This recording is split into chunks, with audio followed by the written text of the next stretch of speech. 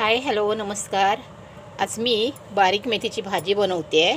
त्यासाठी ही बारीक मेथी घेतली आहे. आता ही साफ करून एकदम स्वच्छ धुते 5-6 वेळा आणि त्यानंतर मग भाजी करायला सुरुवात करते. व्हिडिओ पूर्ण बघा प्लीज.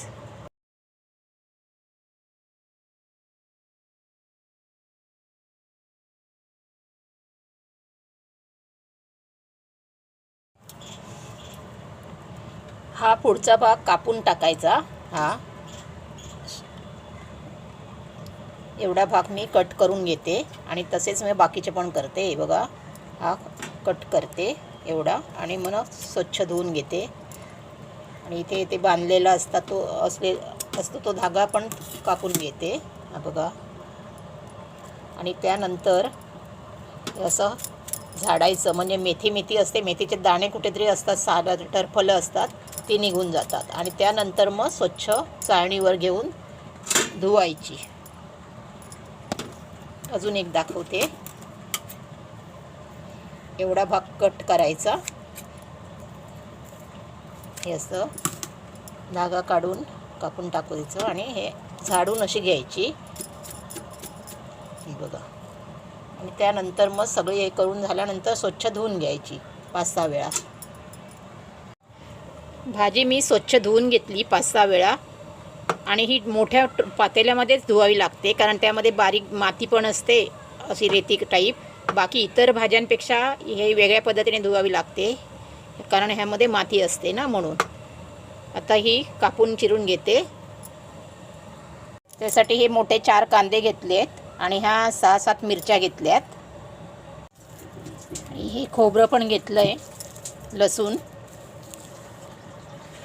भाजी चिरून घेतली आहे. इथे कांदा, लसूण आणि मिरच्या मी कमी केल्यात. 8च्या ऐवजी आता 5च घेतल्यात, लसूण आणि कांदा. इथे मी कढई ठेवली आहे गरम करायला. कढई गरम झाली आहे आणि 2 चमचे तेल घालून घेतलं आहे. हा इथे फ्लॅश पडतोय, हा लाईटचा फ्लॅश पडतोय, डाग नाही आहे. लसूण घालून घेते. लसूण घालणं ऑप्शनल आहे. काही लोक घालतात लसूण, काही लोक नाही घालत.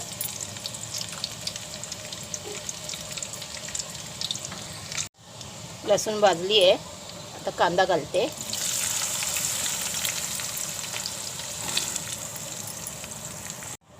सर्व कांदा घालून झाला आहे. हा भाजून घेते.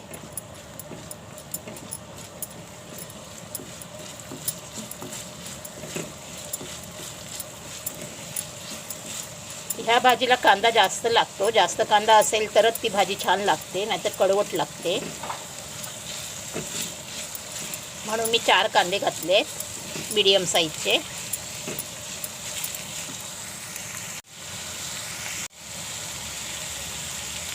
मिरच्या घातल्या.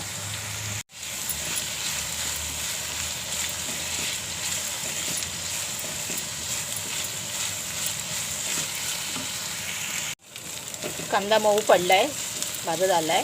आता मी त्यामध्ये मेथीची भाजी घालून घेते.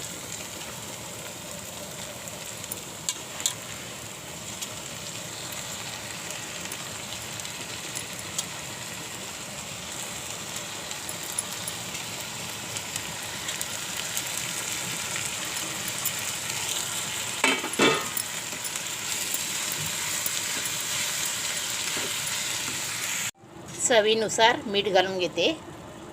जास्त मीठ घालायचं नाही. हे झाकण न मारता बारीक गॅसवर शिजवून घेते 10 मिनटं.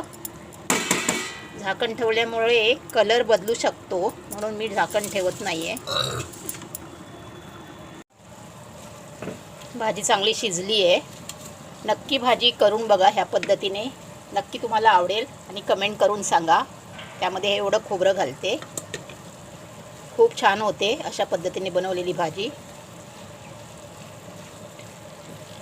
कशी झाली भाजी नक्की कमेंट करून सांगा प्लीज. लाईक करा, सबस्क्राईब करा आणि शेअर पण करा.